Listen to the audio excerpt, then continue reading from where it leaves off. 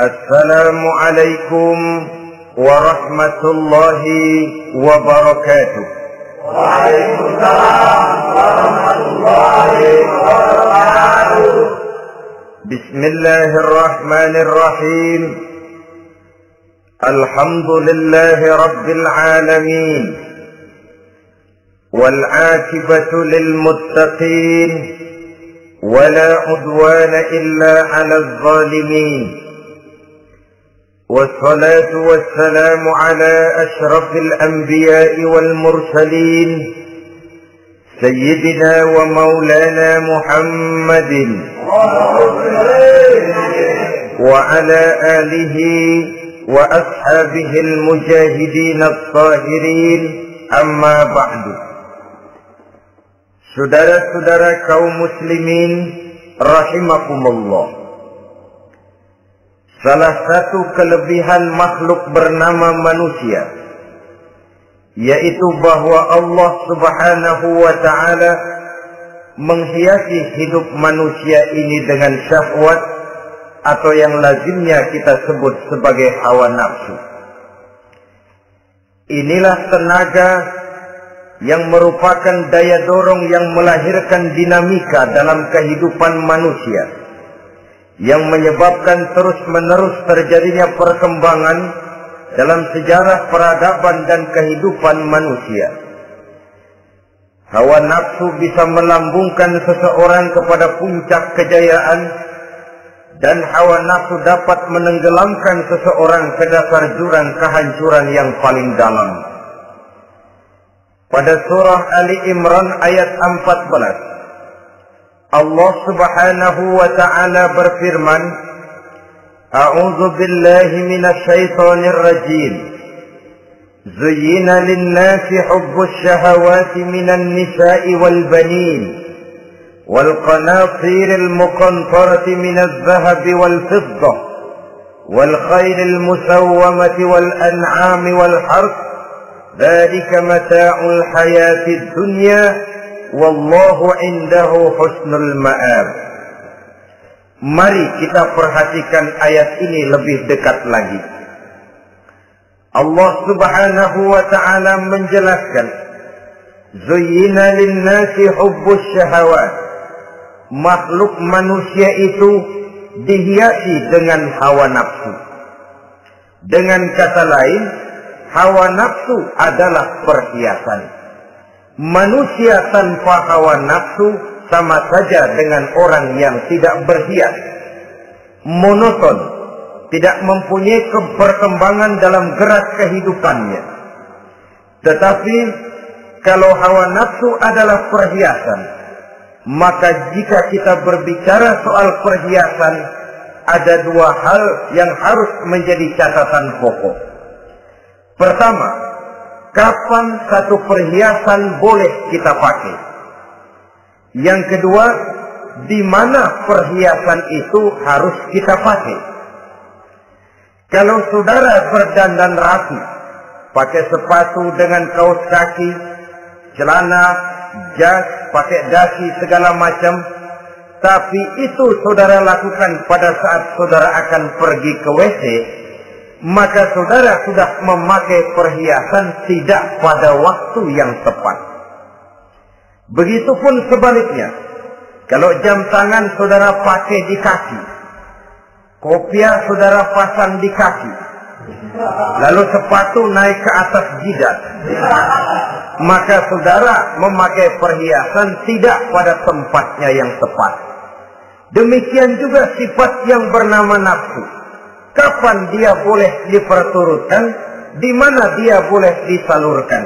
Adalah tugas daripada agama untuk mengatur syahwat atau hawa nafsu. Lihatlah kehidupan malaikat. Malaikat makhluk yang diciptakan Allah tanpa hawa nafsu. Maka kehidupan malaikat monoton. Malaikat tidak mempunyai peradaban dan kebudayaan. Malaikat adalah makhluk yang secara instinktif diciptakan untuk berbakti, tidak punya alternatif atau pilihan lain. Saudara lihat, ada malaikat yang sejak diciptakan diperintahkan untuk sujud, sujud saja sampai sekarang, enggak bangun-bangun. Ada malaikat yang sejak diciptakan diperintahkan untuk tasbih, tasbih saja, yang lain tidak. Ada malaikat yang sejak diciptakan diperintahkan mencabut nyawa, nyawa saja urusannya, yang lain tidak. Pekerjaannya monoton, tetapi memang karena tidak ada hawa nafsu, tidak ada kecenderungan malaikat untuk nyeleweng. Belum pernah kita dengar misalnya ada malaikat Jibril korupsi ayat. Ini kelihatannya ayat bagus ini, nggak usah disampaikan kepada bawahan Muhammad, dipakai sendiri saja. Tidak. Kita belum pernah dengar malaikat maut keliru mencabut nyawa orang yang belum waktunya modar. Belum pernah. Malaikat itu ibadun mukramun, la ya'sunallaha fima amarahum wa yaf'aluna ma yu'marun. Maka kehidupan malaikat adalah monoton. Dinamika tidak ada, peradaban dan kebudayaan juga tidak ada. Andai kata bumi dan seluruh isinya diserahkan kepada malaikat untuk mengisinya, barangkali saudara tidak akan pernah kenal jembatan Semanggi, saudara tidak akan pernah kenal Monas, gedung-gedung bertingkat, gedung-gedung pencakar langit. Semua yang menggerakkan itu adalah karena manusia mempunyai hawa nafsu. Nah, kemudian pada kalimat berikutnya Allah memberikan rincian. Apa nafsu kepada apa yang paling menonjol dalam kehidupan manusia itu? Pertama, minan nisa, hawa nafsu kepada perempuan. Ini tentu yang ditujukan laki-laki. Dimanapun saja makhluk bernama laki-laki, kalau dia normal, tidak impoten, mesti suka kepada perempuan. Itu wajar, bin pantas alias normal. Tetapi tadi saya katakan di awal, nafsu kepada perempuan adalah perhiasan. Kapan makainya, di mana makainya, itulah tugas agama memberikan tuntunan dan aturan.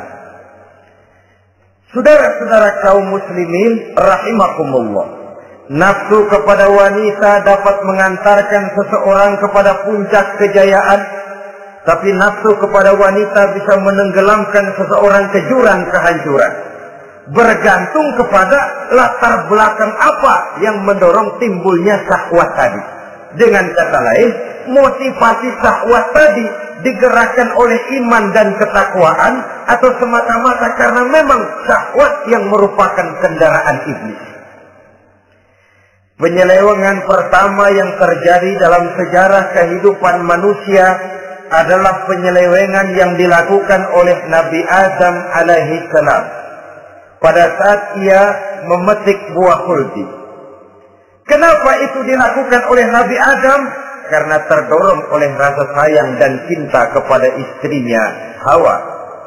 Sebenarnya Hawa lah yang merajuk, Siti Hawa lah yang membujuk, dan Nabi Adam oleh karena syahwatnya kepada istrinya memperturutkan bujukan Siti Hawa itu. Peristiwa Nabi Adam ribuan tahun yang lalu akan terus relevan sampai ke zaman kita sekarang ini. Berapa banyak orang-orang yang karena terlalu ingin menyenangkan istrinya, lalu tidak segan-segan melakukan perbuatan-perbuatan yang menyimpang, baik itu merugikan orang lain, merugikan masyarakat, bahkan merugikan bangsa dan negaranya.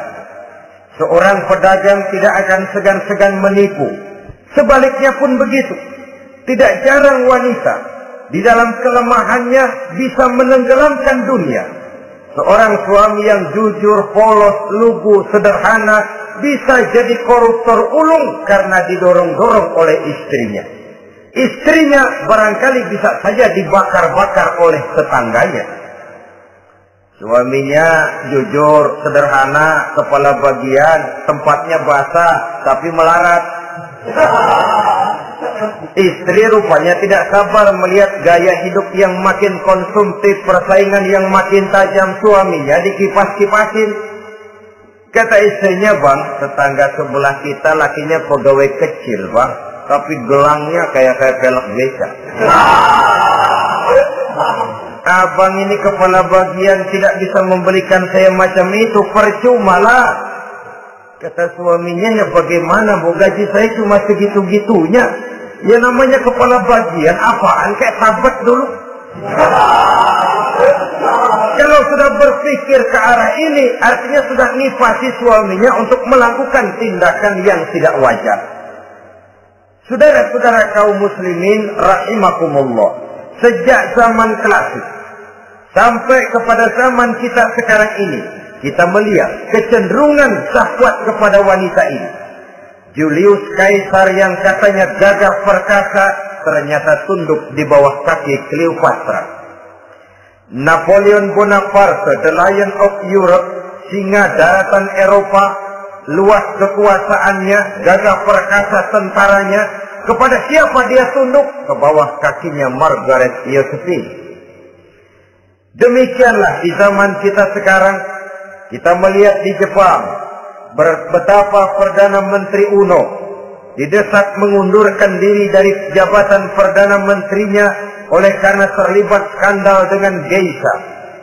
Kita juga melihat di Amerika betapa Senator Gary Hart dari Partai Demokrat yang masih muda, jenius, diharapkan masa depan Amerika lahir dari tangannya, terpaksa mengundurkan diri dari calon presiden oleh karena terlibat skandal dengan donor Rice.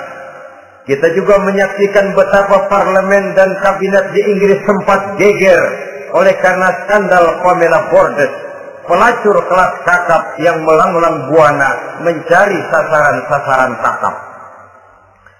Ini adalah kisah kejatuhan yang diakibatkan oleh hubbus syahawat minan nisa. Oleh karenanya benar jika Nabi kita menyatakan an-nisa'u imadul bilad, wanita adalah tiang negara. Jikalau baik wanita, baik negara. Jikalau rusak wanita, hancur negara. Kalau syahwat kepada wanita cuma semata-mata karena syahwat, maka seorang laki-laki akan memandang wanita cuma sekedar alat pemuas hawa nafsu. Nilainya rendah. Sedangkan agama kita mengajarkan ma akraman nisa'a illa karimun wa ma ahanan nisa'a illa laimun, kata Nabi. Tidak akan menghormati kaum wanita kecuali orang-orang yang terhormat, dan tidak akan merendahkan derajat kaum wanita kecuali memang orang-orang yang rendah moralnya.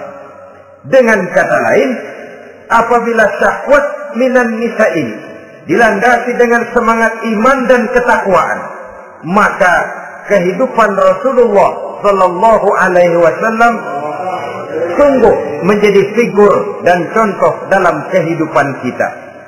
Perkawinannya bukan karena wajah yang cantik semata-mata, tapi lebih merupakan nilai ibadah kepada Allah Subhanahu wa Ta'ala.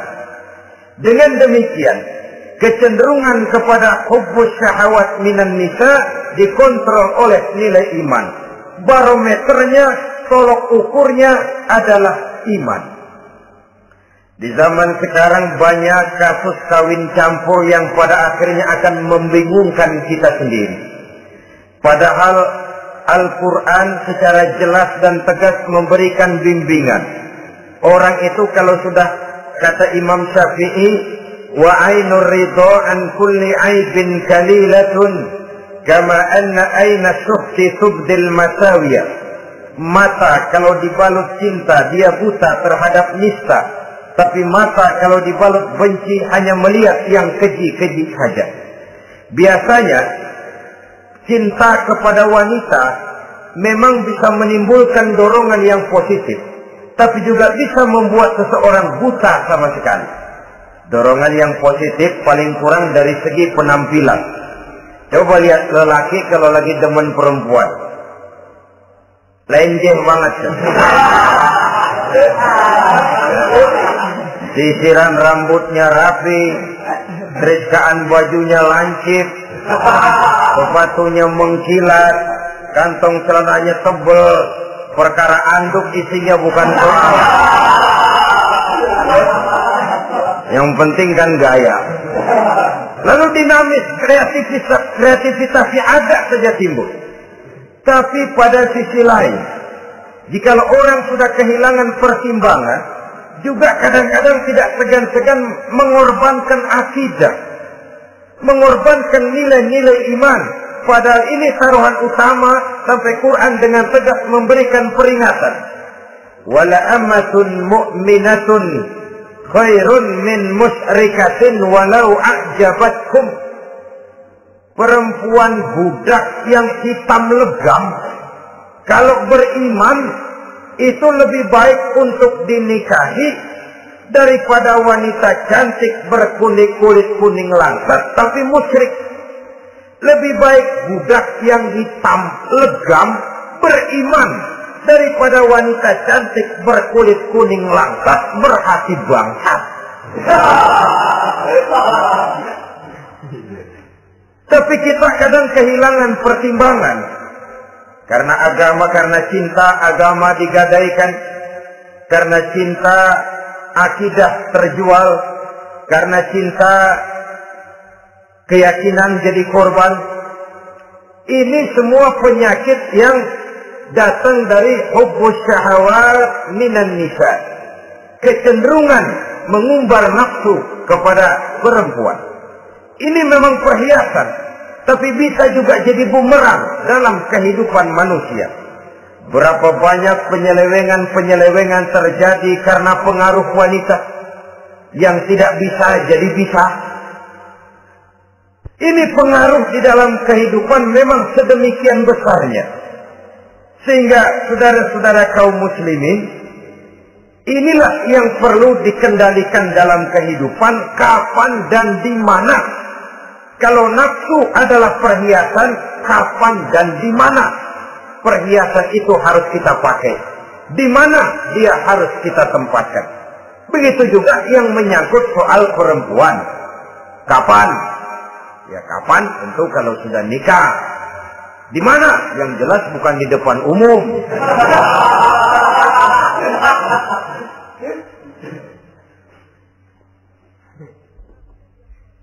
Ini nafsu yang pertama, minan nisa. Yang kedua, wal banin. Dihiasi juga manusia dengan kecintaan kepada banin. Makna banin di sini al-aulad, anak-anak laki. Kenapa disebut banin, anak-anak laki? Karena pertama, sering anak laki itu lebih jadi kebanggaan buat orang tuanya ketimbang anak perempuan. Sebabnya apa? Pertama, faktor nasab. Silsilah lebih kuat kepada laki-laki ketimbang perempuan. Yang kedua, faktor cita-cita. Orang tua kalau punya anak laki-laki, cita-citanya panjang. Nah, kau nanti jadi dokter ya. Nah, jadi insinyur ya. Nah, jadi pilot ya. Nah, jadi pengusaha ya. Nah, jadi presiden ya. Tapi kalau dia punya anak perempuan, paling, ya nak, mudah-mudahan nanti kamu dapat jodoh orang baik nak. Dapat jodoh orang soleh. Saudara-saudara, yang ketiga, anak perempuan itu kalau sudah berkeluarga, biasanya pindah kepada lingkungan keluarga lain. Sehingga orang berkata, punya anak perempuan banyak sebenarnya seperti agen. Artinya ada yang mau bawa, kan gitu. Ada yang minta, ambil. Ada yang berminat, buntel. Paling dia nengokin orang tuanya lebaran. Ya syukur kalau sebulan sekali atau seminggu sekali. Tapi minimnya kan lebaran. Dengan demikian dari garis nasab ini lebih kuat al-banin ketimbang al-banat. Manusia dihiasi dengan kecintaan kepada anak-anak. Sering karena terlalu cinta kepada anak, kita menjerumuskan anak. Terlalu sayang kepada anak, segala maunya kita perturutkan tanpa kendali dan kendala. Akhirnya sifat yang demikian itu malah mendorong anak untuk manja, tidak percaya kepada kemampuan yang dimilikinya, selalu mengandalkan kepada kebesaran, kemampuan daripada orang-orang yang dibanggakannya itu. Dan dalam kondisi demikian, kedewasaan dan tanggung jawabnya akan lambat berkembang. Maka Allah Subhanahu wa ta'ala memperingatkan bahwa harta dan anak bisa menjadi fitnah. Dalam ayat lain Allah juga memperingatkan, ya ayyuhalladzina amanu la tulhikum amwalukum wa auladukum an dzikrillah. Wahai orang-orang yang beriman, jangan sampai hartamu dan anak-anakmu memalingkan kamu daripada mengingat Allah. Jangan sampai kesibukanmu kepada anak dan harta benda menyebabkan kamu sampai lupa mengingat Allah Subhanahu wa ta'ala. Berapa banyak manusia yang tenggelam dengan melupakan Allah, jauh dari agama, jauh dari tuntunan syariat, oleh karena disibukkan oleh persoalan anak dan persoalan harta benda. Maka satu-satunya jalan, jikalau kita tidak ingin anak kita sampai memalingkan kita daripada mengingat Allah, nilai-nilai keimanan harus ditanamkan kepada mereka sedini mungkin. Dengan bekal ini, maka mereka, anak-anak kita, insya Allah tidak akan membuat kita orang-orang tua ini berpaling daripada mengingat Allah, berpaling daripada kehidupan beragama. Memang karena anaklah kita orang tua peras keringat banting tulang, pergi pagi pulang sore cari nafkah. Karena anaklah kita orang tua, kepala jadi kaki, kaki jadi kepala. Asal mereka bisa menikmati hari depan yang lebih baik dari yang kita nikmati sekarang ini. Tapi berapa banyak juga orang-orang tua yang tidak sadar akan amanah berupa anak ini. Mereka lalai, mereka bersikap masa bodoh, padahal tidak akan ada yang tidak dipertanggungjawabkan di hadapan Allah Subhanahu wa ta'ala. Orang tua bisa mendapat pensiunan pahala kalau anaknya tumbuh menjadi anak yang soleh. Tetapi orang tua pun bisa saja masuk neraka karena anaknya menjadi anak yang kurang ajar dan orang tuanya sama sekali tidak pernah memberikan pendidikan yang sebagaimana mestinya. Saudara-saudara kaum muslimin rahimakumullah, kita tentu berharap memperoleh pensiunan pahala dan bukan mendapat tambahan dosa dari kekurang ajaran anak-anak kita akibat kita sebagai orang tuanya tidak pernah mau mendidik mereka.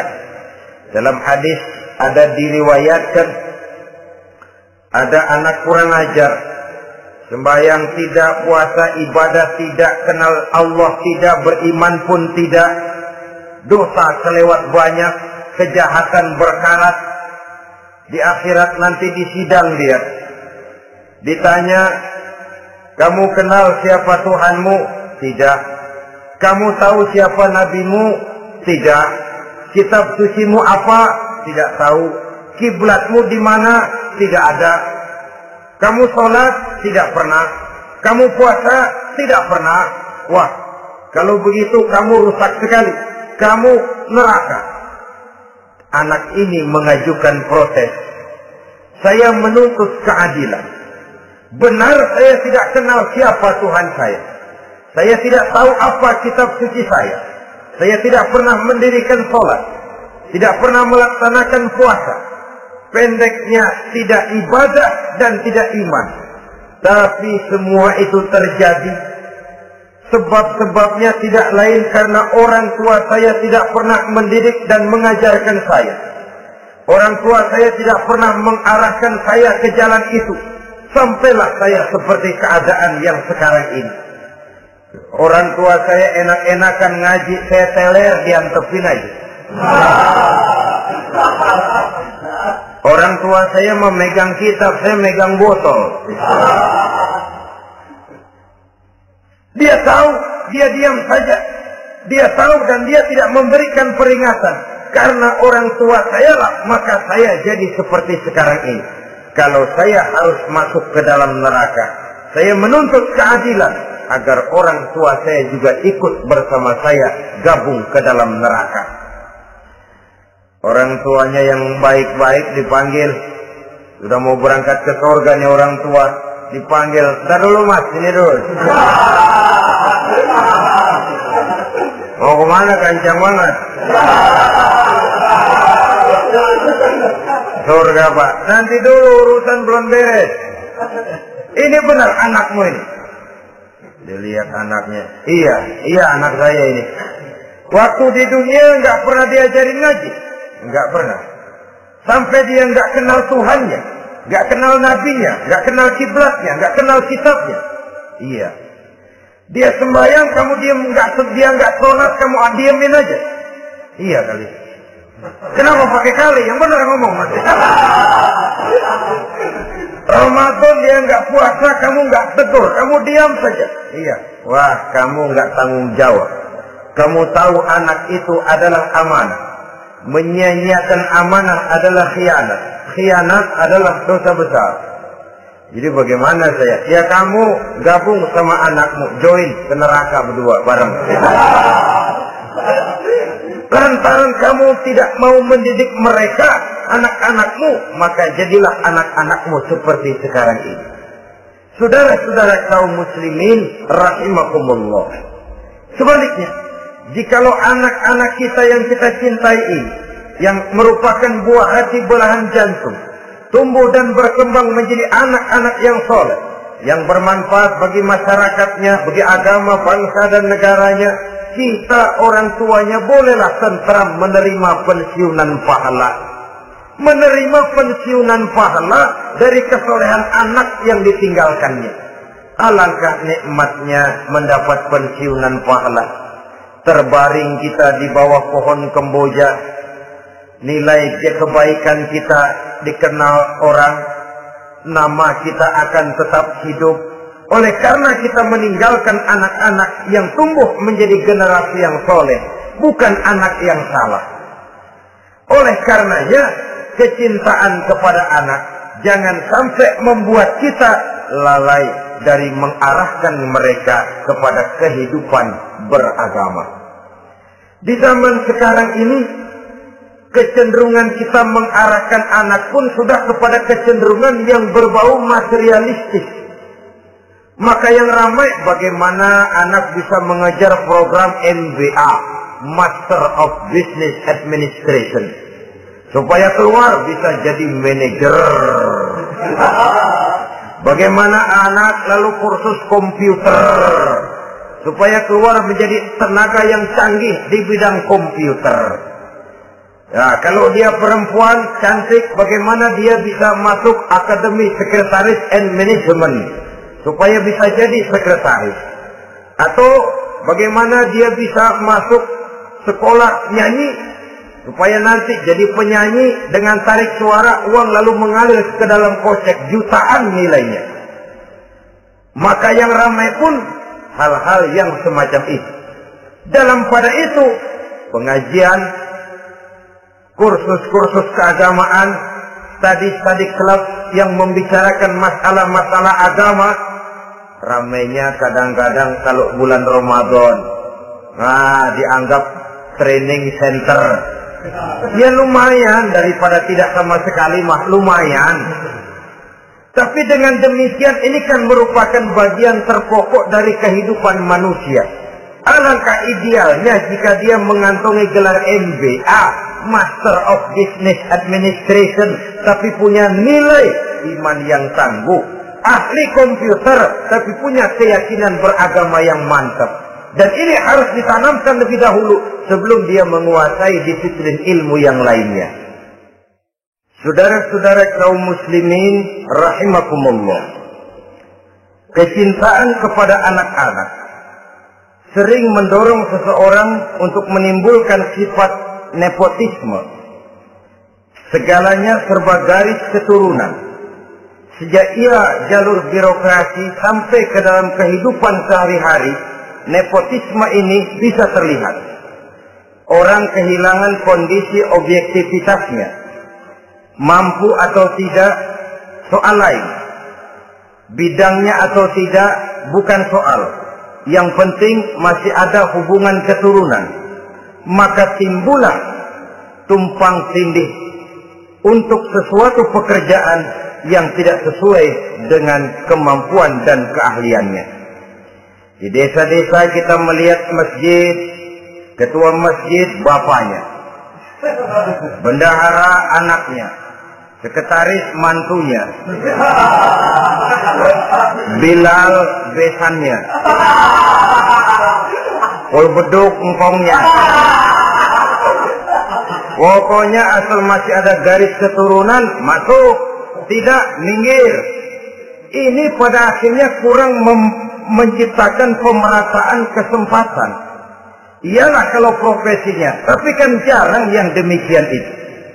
Kita boleh cinta kepada anak-anak kita, tapi jangan lalu mempergunakan posisi yang kebetulan kita gunakan untuk menempatkan anak-anak kita lebih dari kemampuan yang mereka miliki. Nepotisme yang lahir. Sehingga ini bukan saja tidak mendidik, tapi mengakibatkan terjadinya tumpang tindih. Tidak lagi berprinsip the right man on the right job, bahwa orang harus ditempatkan sesuai dengan keahliannya, tapi kita sudah berpikir subjektif. Ahli atau tidak ahli, asal masih berbau keturunan, ayo silakan. Nepotisme yang akan lahir. Oleh karenanya, mencintai anak adalah sesuatu yang merupakan perhiasan di dalam kehidupan.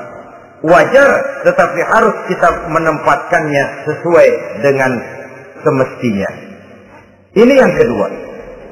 Yang ketiga, nafsu yang menghiasi hidup manusia itu adalah nafsu kepada wal qanatiril muqantarati minaz zahabi wal fiddah. Al-qantarah ay al-malul katsir. Kecintaan, kesenangan, nafsu kepada harta benda yang banyak daripada emas dan perak. Ini tentu sesuai dengan situasi dan kondisi. Kecintaan untuk mengumpulkan harta benda yang sebanyak-banyaknya. Baik itu berupa emas, baik itu berupa perak. Ini cuma penyebutan beberapa jenis dari kecenderungan manusia kepada harta benda. Bukankah sering dikatakan orang bahwa manusia di dalam berhadapan dengan harta itu seperti meminum air laut.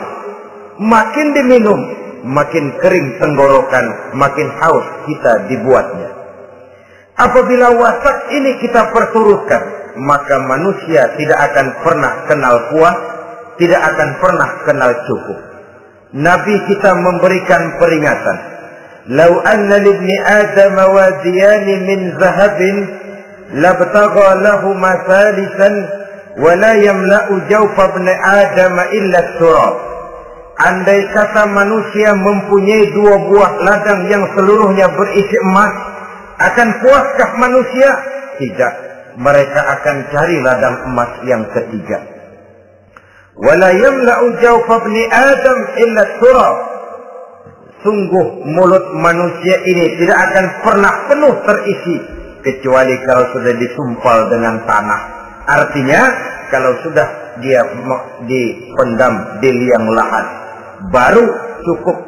Tetapi sepanjang dia masih bergerak, masih hidup dan bernyawa, masih bisa berusaha dan berbuat, dia tidak akan pernah mengenal puas.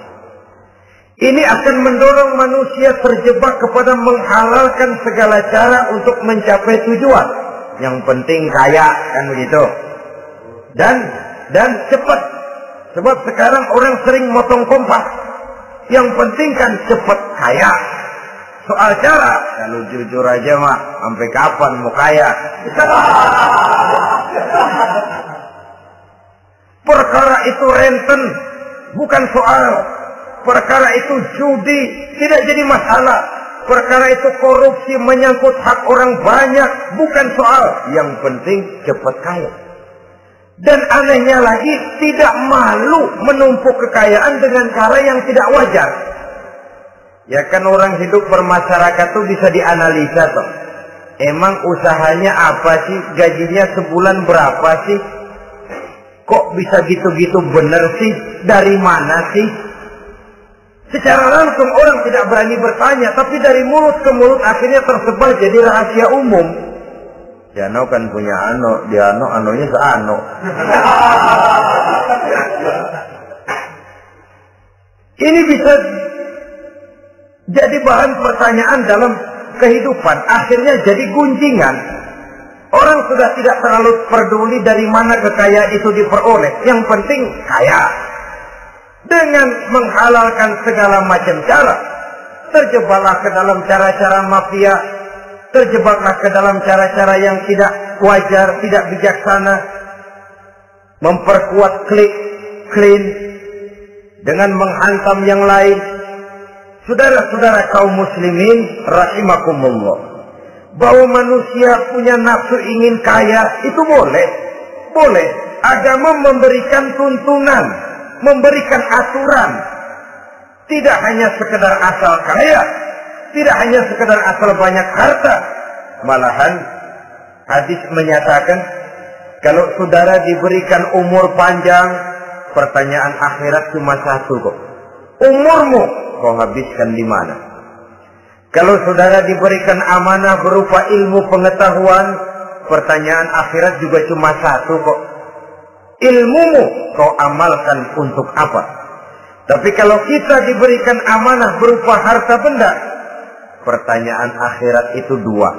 Min aina iktasabahu wa fima anfaqahu.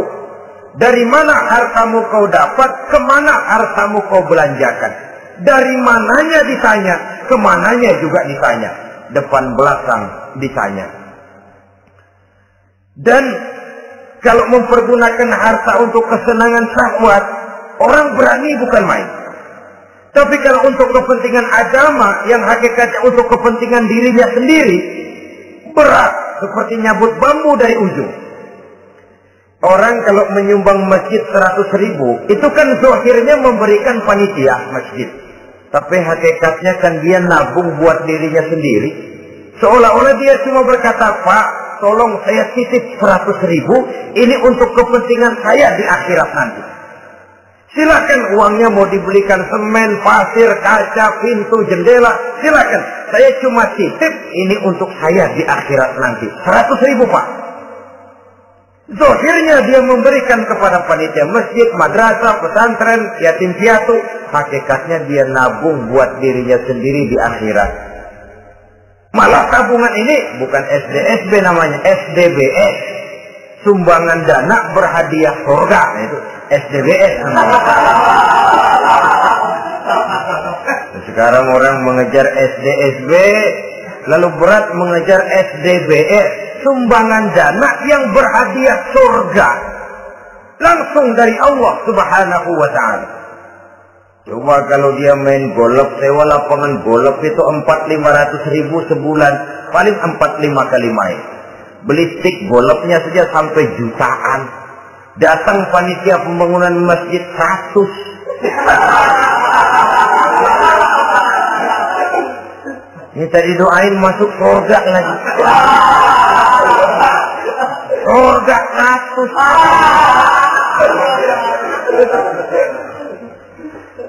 Saudara-saudara kaum muslimin rahimakumullah, kecintaan kepada harta benda yang banyak, baik berupa emas, berupa perak, mendorong orang untuk berlomba-lomba yang Allah peringatkan dalam Al-Quran, Alhaakumut takatsur hatta zurtumul maqabir. Kamu telah lalai akibat kamu berlomba-lomba memperbanyak materi dunia. Hatta zurtumul maqabir, sampai kamu dekat masuk ke liang kubur, baru rupanya sadar bahwa perlombaan ini tidak akan pernah sampai ke garis finish. Betapapun jauhnya rally Paris-Dakar, garis finishnya ada. Betapapun hebatnya medan yang ditempuh buatnya gurun pasir Afrika, garis finishnya pasti ada. Itu kan rally yang terbuat di dunia katanya, Paris Dakar. Tapi garis finishnya ada. Namun jikalau kita berlomba memperbanyak harta, kita tidak akan pernah sampai ke garis finish. Yang kecil-kecilan aja dah. Kalau orang ditanya, kamu kenapa sih belum mau sembahyang? Ya bagaimana mau sembahyang Pak, tinggal di Jakarta masih kontrak.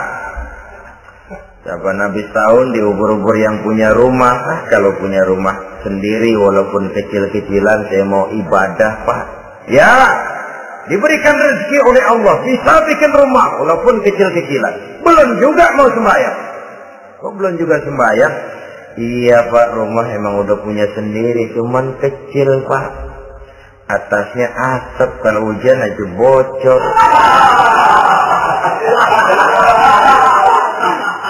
Kalau bisa bikin rumah yang permanen Pak, tenang, saya ibadah, sembahyang saya rajin. Iyalah, diberikan rezeki, bisa bikin rumah permanen. Bagus rumahnya. Lain lagi. Iya, rumah sudah permanen, tembok, ubin. Cuman isinya belum ada Pak, perabotannya. Duh. Kalau punya peralatan rumah tangga yang memadai, tenang, saya ibadah. Diberikan juga rezeki, bisa beli perabotan rumah tangga yang lumayan. Di atas tekelnya sudah pakai karpet, mebelnya spaghetti, tempat tidurnya alga spring bed, dan Pilo, ada kulkas, ada TV, di sebelah TV ada kunci mobil. Kuncinya mobilnya.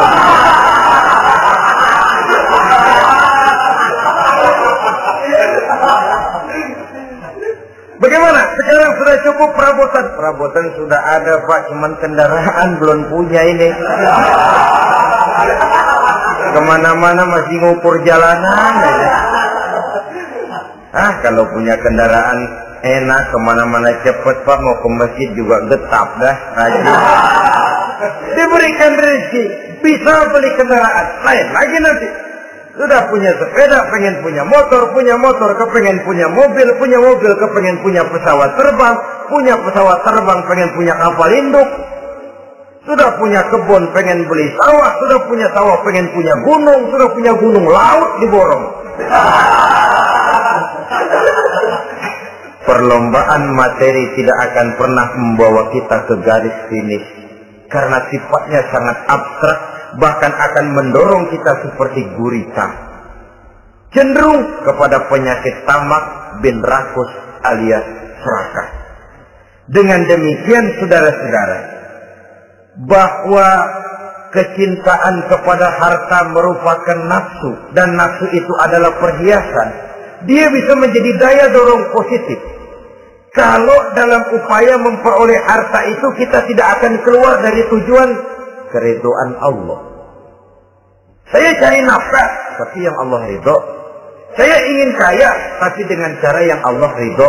Ini kunci yang akan menyelamatkan kita manusia dari perangkap menghalalkan segala cara.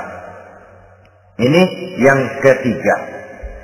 Yang keempat, dihiasi manusia itu dengan nafsu kepada wal khailil musawwamah, kuda yang bagus, kendaraan yang bagus, kuda yang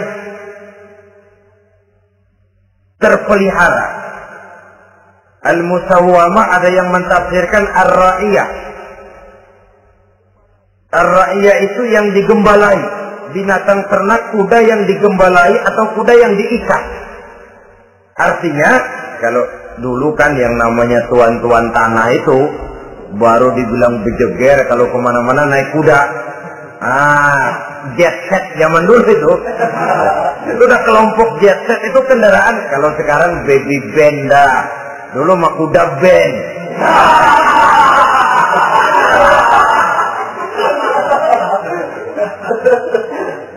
Manusia punya kecenderungan suka kepada kendaraan. Apalagi di zaman sekarang ini, Wah, iklan-iklan itu kan sangat menggoda kita. Melayani segala macam bentuk penjualan. Nah, ini lalu terangsang biar duit cekak. Kalau udah ngebaca itu, wah berani banget dah.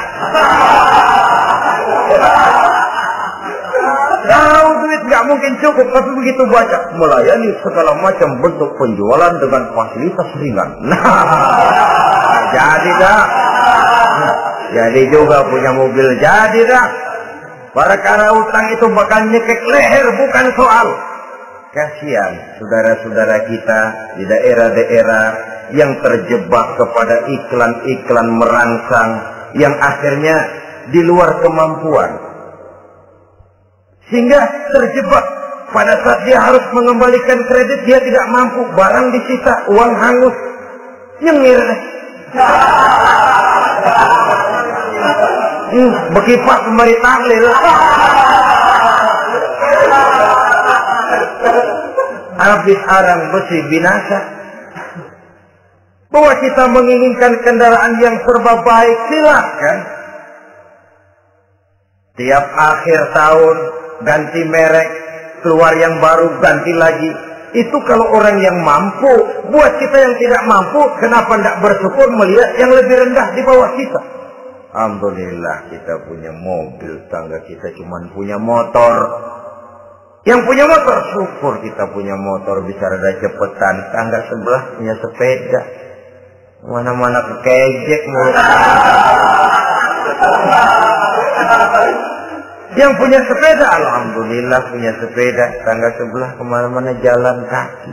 Yang jalan kaki, syukur masih bisa jalan. Teman sebelah lumpuh bertahun-tahun. Yang lumpuh, alhamdulillah masih hidup. Tangga sebelah kemarin out nggak balik lagi.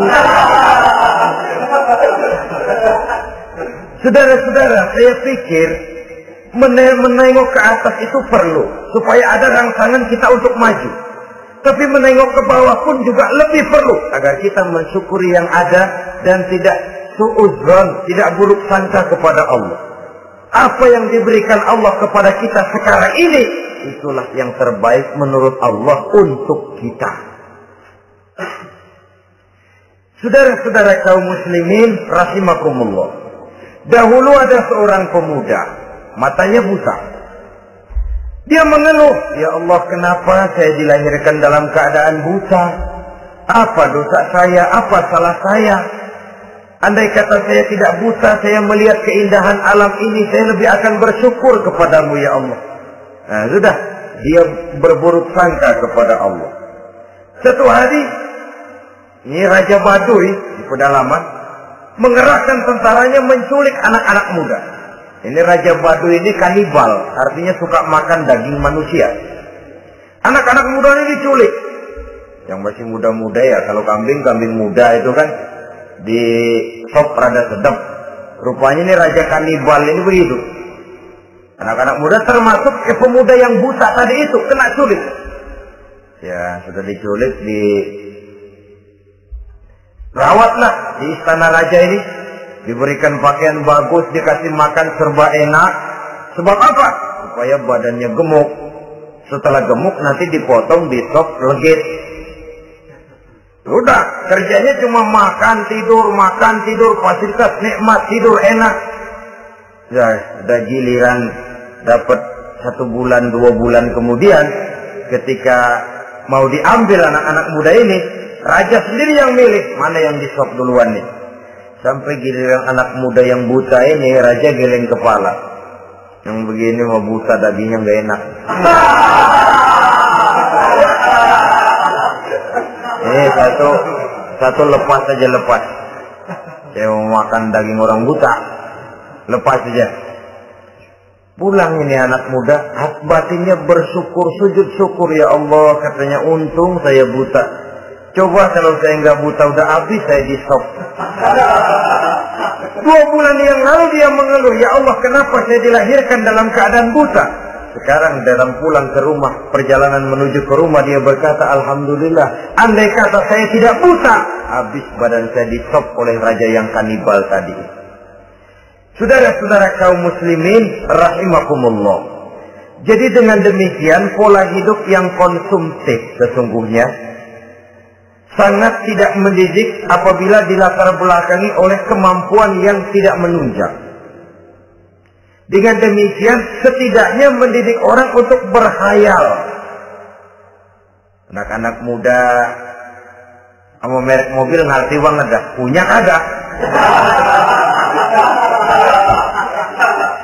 Ini BMW model terakhir nih. Nih kemarin gue ngeliat di sana gue megang lah.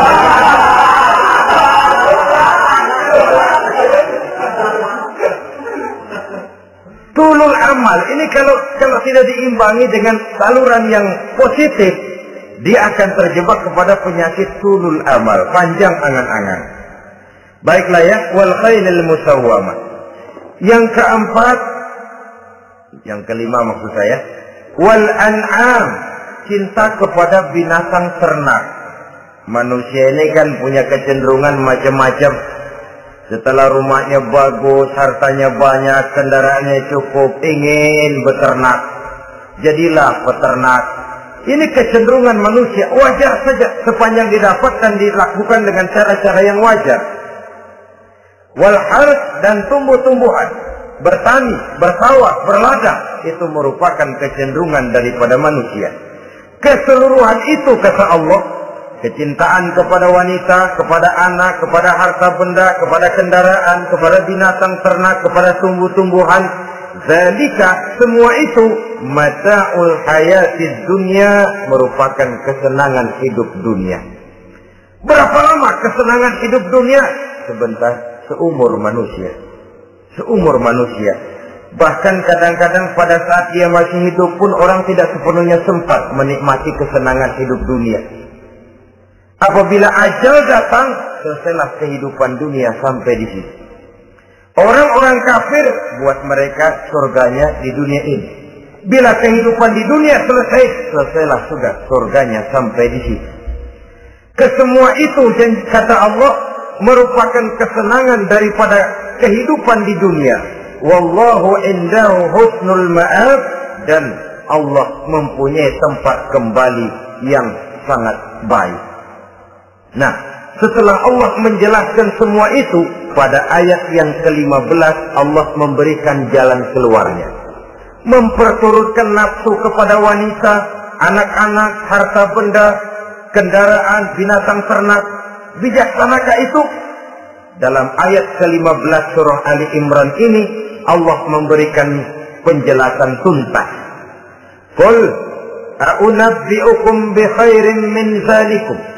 Katakan kepada mereka Muhammad, maukah kamu aku beri kabar yang lebih baik dari semua itu? Lebih baik daripada kesenanganmu kepada wanita, kepada anak-anak, kepada harta benda, kepada kendaraan dan sebagainya. Mau kamu aku beritahu yang lebih baik daripada semua itu? Jawaban tentu mau. Kalimatnya bukan ukhbirukum, a'unabbi'ukum. An-naba itu berita yang besar. Lain dengan al-khabar, itu berita biasa saja. An-naba, sehingga pembawa berita disebut nabi. Dari naba yang yanbi, pembawa berita yang benar. A'unabbi'ukum, maukah aku tunjukkan kepada satu berita yang benar-benar besar dan benar-benar lebih baik dari yang semua disebutkan tadi. Apa jalan keluarnya? Lillazina taqaw 'inda rabbihim jannatun tajri min tahtiha al-anhar. Bagi orang-orang yang bertakwa kepada Allah, mereka akan mendapatkan surga yang di bawahnya mengalir sungai. Khalidina fiha, mereka akan kekal di dalamnya. Wa azwajun mutahharah, dan mereka mendapat istri-istri yang suci. Waridwanum minallah, dan keridhaan daripada Allah subhanahu wa ta'ala. Kalau kamu hai orang-orang yang beriman, kalau kamu hai manusia menyangka bahwa nafsu kepada wanita, anak-anak, mengumpulkan harta benda, kendaraan yang menarik, binatang ternak dan tumbuh-tumbuhan itulah yang lebih baik untuk kesenangan dunia, memang itu kesenangan dunia. Tapi nih, seolah-olah kata Allah, nih, saya kasih tahu kamu, aku beritahu yang lebih baik dari semua itu. Apa? takwa kepada Allah. Kecintaan kepada wanita. Kalau takwa dasarnya, orang nggak amburadul, nggak semrawut, nggak pokoknya gue masalah perempuan dan mbak terus. Tapi punya kaidah, punya norma. Demikian juga kepada anak-anaknya. Demikian juga kepada harta benda. Pokoknya asal harta, mau halal, mau haram, tekuk terus saja. Semuanya dilandasi oleh taqaw, lillazina taqaw, oleh ketakwaan kepada Allah. Nah, ketakwaan ini akan menghasilkan apa? Inda rabbihim jannatun tajri min tahtihal anhar. Melahirkan, menghasilkan surga yang di bawahnya mengalir sungai-sungai. Saudara-saudara kaum muslimin rahimakumullah, jika kita menyangka bahwa wanita bisa memberikan kesenangan, iya, kesenangan dunia. Jika kita menyangka bahwa harta benda bisa memberikan kesenangan, iya, kesenangan dunia. Jika kita menyangka bahwa kendaraan bisa memberikan kesenangan, iya, kesenangan dunia. Tapi kita tidak cuma ingin itu, kita ingin itu semua juga bisa membawa kesenangan akhirat. Caranya landasi dengan takwa. Kesenangan kepada wanita didasari dengan takwa. Maka jangan jadikan wanita cuma sekedar alat pemuas hawa nafsu. Kesenangan kepada anak-anak dilandasi dengan takwa. Maka anak-anak diarahkan kepada jalan yang diridhoi Allah. Kesenangan kepada kendaraan dilandasi dengan takwa, maka kendaraannya selalu mengarah berjalan menuju jalan takwa, diridhoi oleh Allah Subhanahu wa taala. Kalau tidak, tuh mobil asal lempengan Ancol gancang banget ya. Tapi giliran dihadapin ke masjid, mogok melulu. Urusan ngaji ada aja halangannya tuh kendaraan. Tapi kalau untuk urusan maksiat, ngebut benar-benar. Dilandasi dengan ketakwaan. Sehingga dengan demikian, tidak hanya sekedar surga di dunia ini, tapi lebih-lebih di surga di akhirat nanti. Khalidina fiha, kekal. Kalau dunia ini kan zillun zail, bayangan. Hari ini kita jaya, besok kita bangkrut. Siapa yang mau menghalangi? Hari ini kita melambung, besok kita nyungsep. Siapa yang bisa menarik? Tidak kekal, berubah, temporer, relatif. Di sana, kebahagiaan yang dilandasi dengan takwa ini sudah surga, kekal di dalamnya, azwajun mutahharah. Dapat istri-istri yang suci. Suci dalam arti belum pernah dijamah orang lain. Suci dalam arti tidak pernah terkena halangan. Seperti mens misalnya. Baik menstruasi atau mencret, itu tidak. Azwajun mutahharah. Konon makna mutahharah ini ya artinya juga bisa selalu gadis, bidadari, selalu perawan. Tidak pernah janda, walaupun tiap hari dipakai, perawan terus. Dan yang lebih penting, waridwanum minallah, mendapat ridho dari Allah Subhanahu wa taala.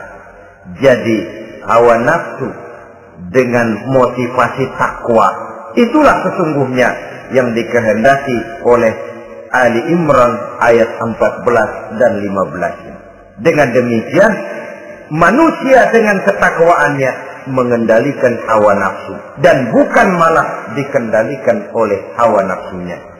Sehingga dengan demikian seluruh fasilitas yang dimilikinya, baik itu berupa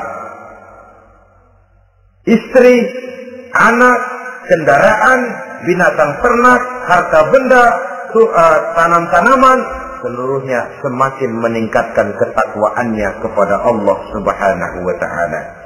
Mudah-mudahan kita bisa mencapai tingkat ini di mana kita hidup mampu dan sanggup mengendalikan nafsu, bukan malah dikendalikan oleh hawa nafsu. Terima kasih dan mohon maaf. Wassalamualaikum warahmatullahi wabarakatuh. Waalaikumsalam warahmatullahi wabarakatuh.